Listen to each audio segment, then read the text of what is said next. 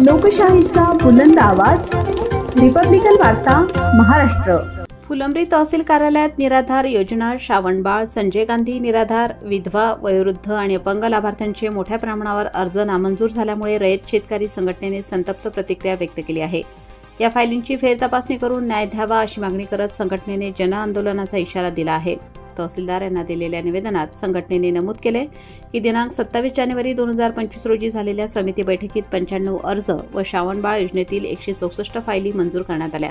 मात्र विविध कारणे जसे की तलाठी अहवाल अपूर्ण, वयोवृद्ध व्यक्तींचे वय अपूर्ण, शेती नसल्यासही 8 अचा उतारा नसणे इत्यादी दाखवून 776 फायली नामंजूर करण्यात आल्या। यानंतर 2 मे 2025 रोजी झालेल्या बैठकीत संजय गांधी व श्रावणबाळ योजनांमधील 93 व 116 फायली मंजूर झाल्या, तर 443 अर्ज नामंजूर झाले।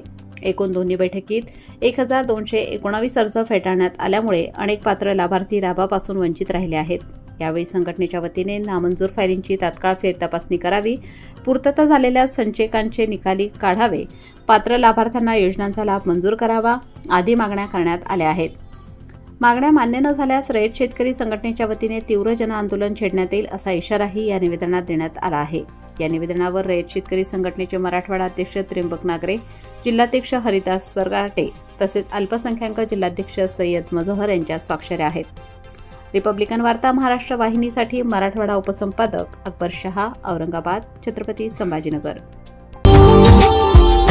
Subscribe now and press the bell icon. Never miss an update.